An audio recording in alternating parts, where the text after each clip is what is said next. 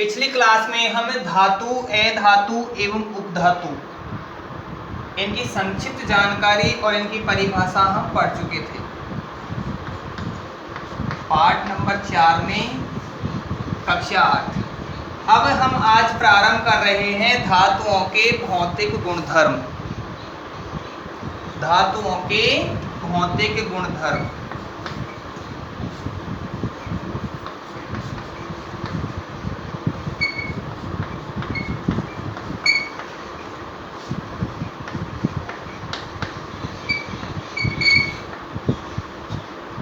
भौतिक गुणधर्मों में हम उन गुणधर्मों का अध्ययन करेंगे जिन गुणधर्मों की सापेक्षता से धातुओं के रासायनिक गुणधर्मों में कोई परिवर्तन नहीं होता है। इससे उनकी आकृति, आमाप, आकार, उनकी अवस्था आदि में ही परिवर्तन हो सकता है। भौतिक गुणधर्मों में हम नंबर 1 हेडलाइन डाल देते हैं, कठोरता।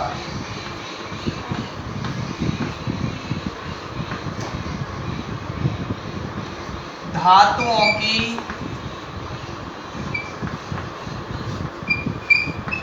एक निश्चित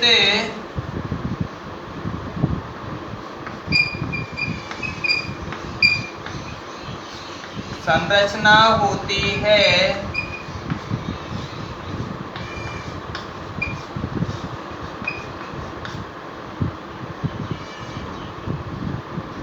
जिसे कठोरता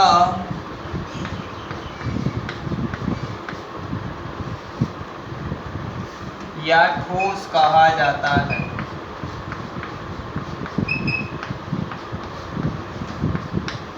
जिसे कठोरता या ठोस कहा जाता है।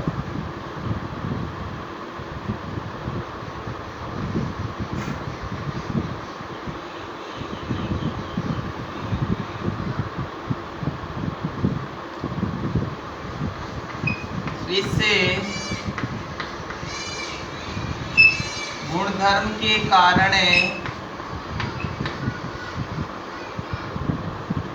धातुएं आघात सह लेती है।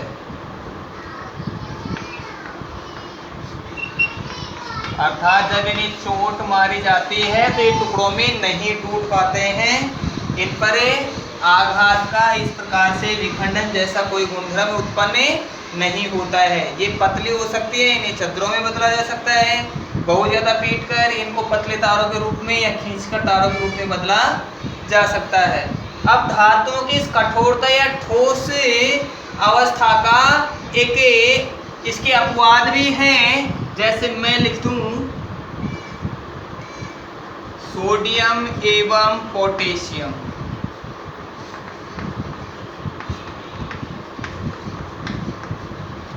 सोडियम एवं पोटेशियम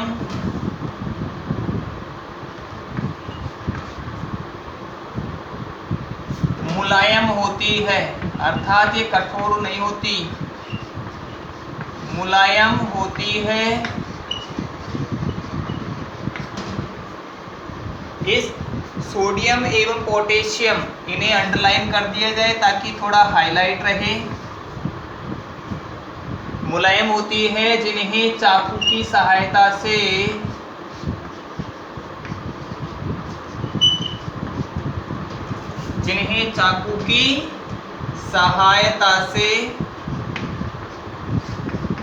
काटा जा सकता है।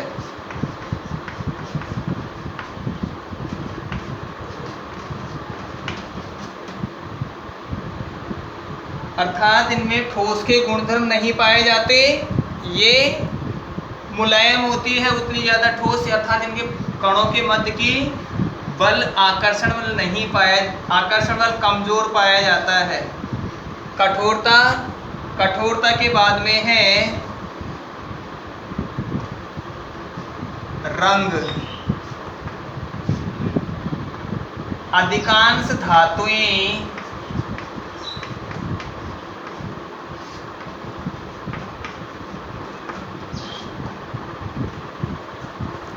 अधिकांश धातुएं धूसर,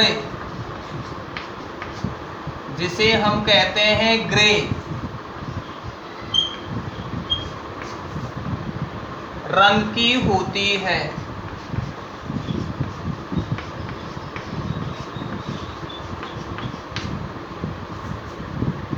सोना पीले रंग का होता है, चांदी एल्युमिनियम सफेद रंग के होते हैं। कुछ एक धातुओं को छोड़कर अधिकांशतः धूसर या गहरे रंगों की होती है। नंबर 3, रंग के बाद में कठोरता हो गया, रंग हो गया। अब लगाते हैं हम आघात वर्धनीयता।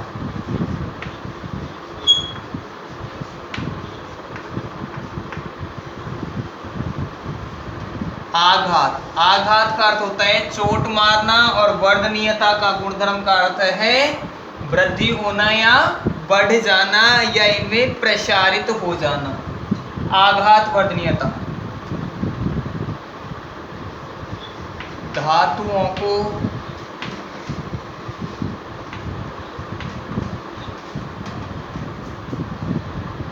आघात करके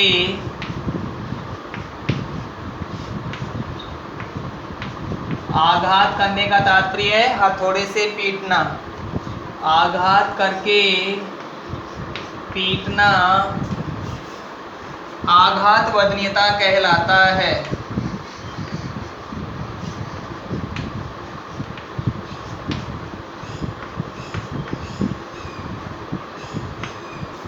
आघात वर्धनीयता कहलाता है।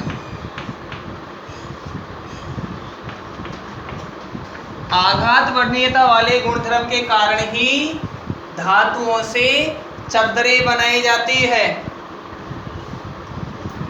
इस गुणधर्म के कारण ही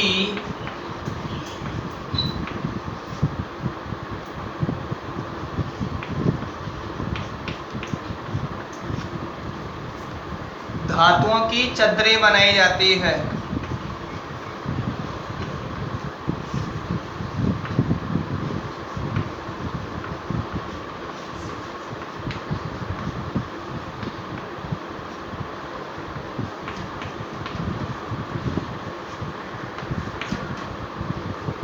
धातुओं से चद्दरें बनाना संभव होता है। अब है अवस्था। तीसरा गुणधर्म है अवस्था।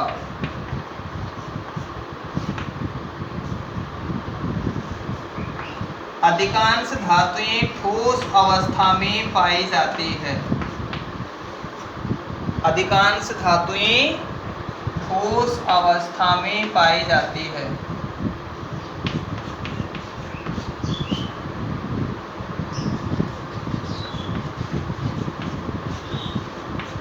अवस्था में पाई जाती है।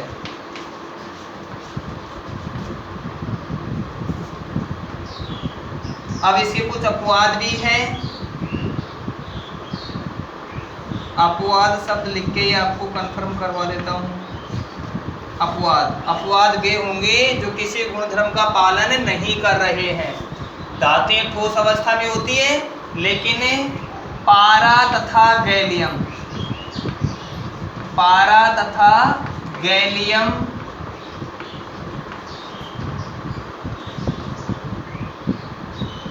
कमरे के ताप पर द्रव में है।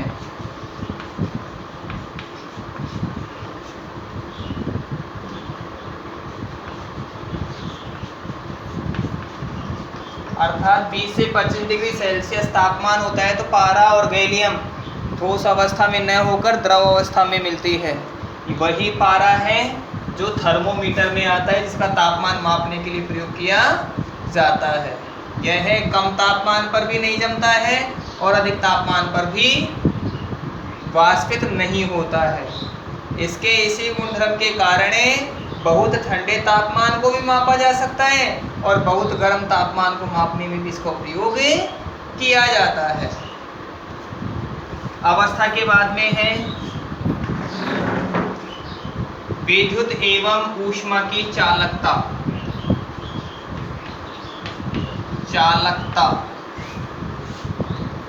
धातुएं विद्युत एवं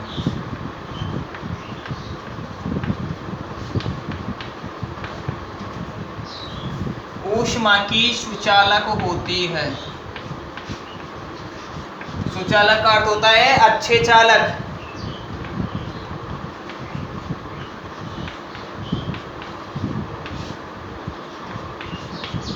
सुचालक होती है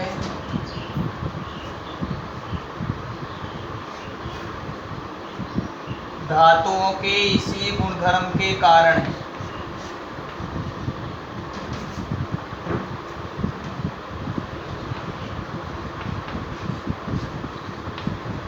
धातुओं के इसी गुणधर्म के कारण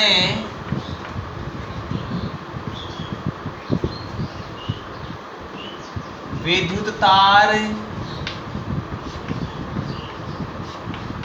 एवं खाना पकाने के बर्तन, विद्युत तार एवं खाना पकाने के बर्तन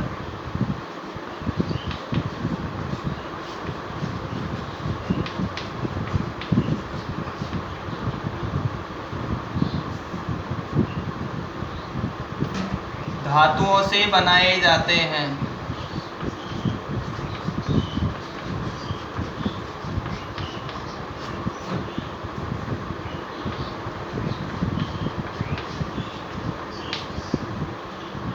हमारे घरों में लाइट फिटिंग की जाती है, उसके लिए धातुओं के तार अर्थात एल्यूमिनियम के या तांबे के तार लगाए जाते हैं।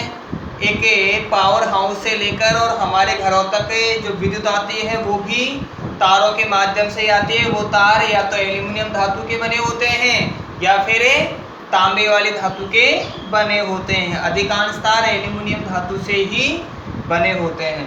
उसी प्रकार से हमारे घरों में खाना पकाया जाता है। खाना पकाने के लिए प्रेशर कुकर या केतली, भगोने आदि धातुओं से ही बनाए जाते हैं। अधातु अर्थात प्लास्टिक से नहीं बनाए जाते हैं। प्लास्टिक को यदि गर्म किया जाए तो वो विकृत हो जाता है। इस गुणधर्म की व्याख्या हम पिछले पाठ में पढ़ चुके थे। चालकता चौथा नंबर पॉइंट हो गया। पांचवा नंबर पॉइंट है क्वथनांक एवं गलनांक।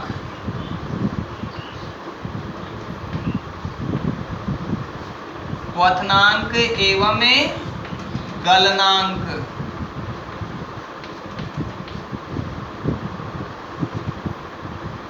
सामान्यतः धातुओं के क्वथनांक एवं गलनांक उच्च होते हैं। सामान्यतः धातुओं के क्वथनांक एवं गलनांक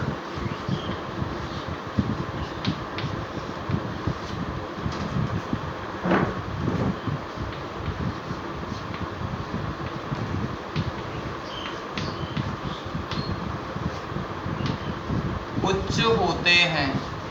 उच्च का अर्थ है बहुत ज्यादा होते हैं।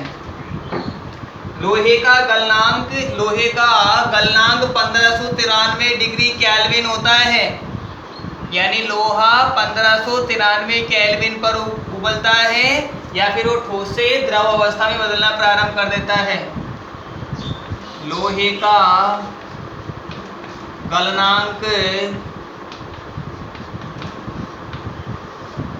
1593 केल्विन होता है। के को केल्विन से दर्शाते हैं।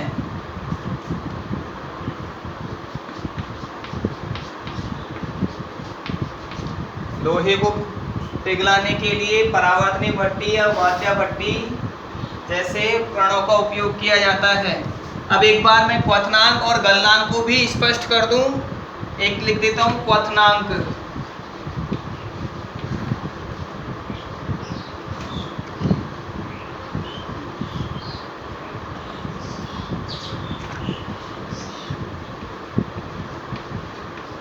जिस ताप पर कोई पदार्थ उबलता है, जिस ताप पर कोई पदार्थ उबलता है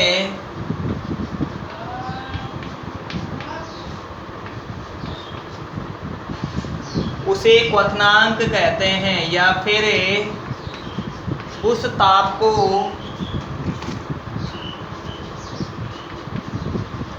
क्वथनांक कहते हैं।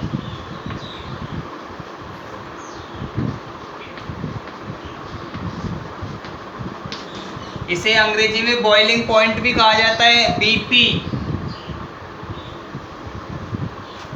जल का क्वथनांक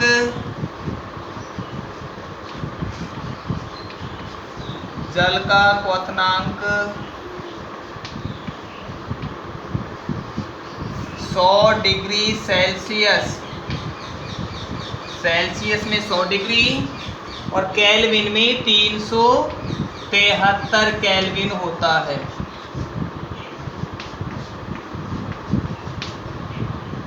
डिग्री सेल्सियस को केल्विन में बदलने के लिए 273 जोड़ा जाता है, और अगर केल्विन में दे रखा है उसे सेल्सियस में बदलना होता है तो 273 घटाया जाता है।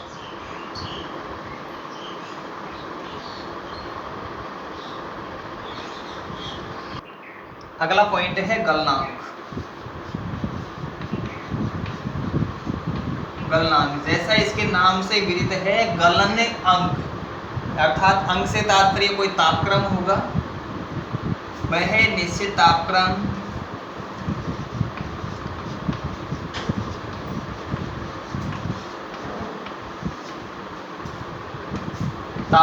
या तापमान, कुछ ज़्यादा डिफरेंट नहीं है, जिस पर कोई ठोस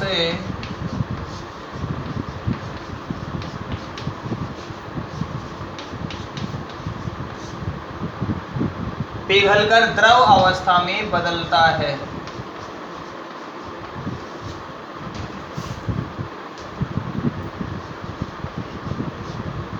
द्रव अवस्था में बदलता है।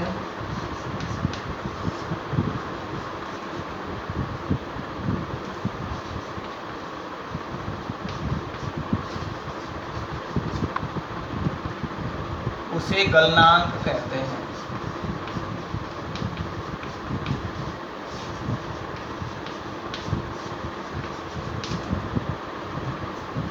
बर्फ का गलनांक 0 डिग्री सेल्सियस होता है। बर्फ का गलनांक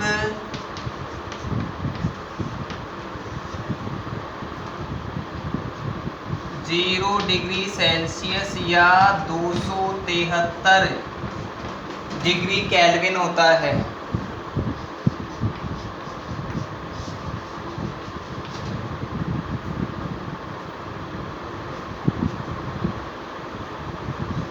अब हम पढ़ते हैं अगला गुणधर्म। 5 गुणधर्म हो गए होंगे।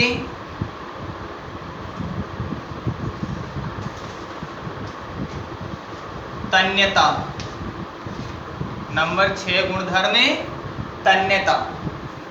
धातुओं का वह गुणधर्म जिससे उन्हें पतले तारों में बदला जा सकता है उसे तन्यता कहते हैं।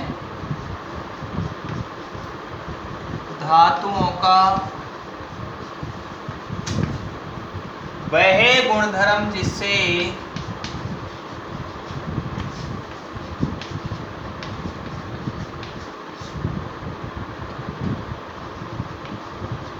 इन्हें खींचकर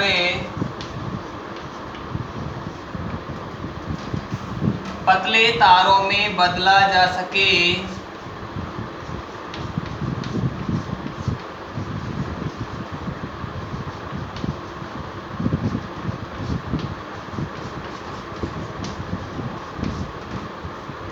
तन्यता कहलाता है।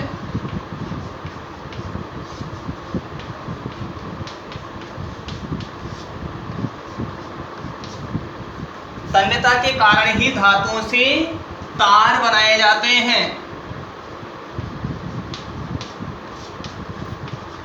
तन्यता के कारण ही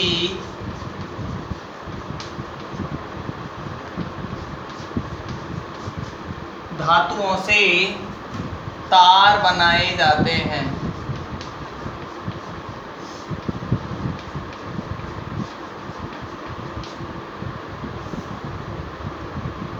अब है ध्वनिकता।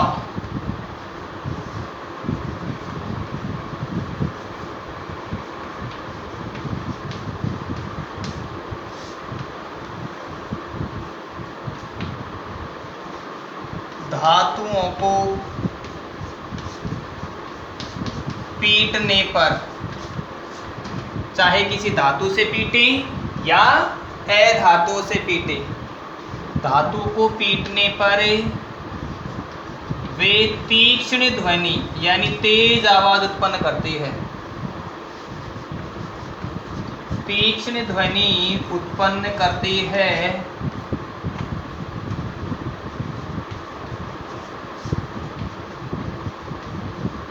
इसे ध्वनिकता कहते हैं।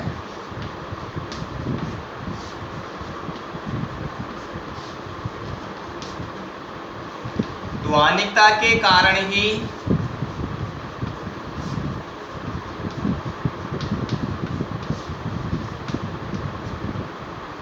धातुओं से घंटियां बनाई जाती है।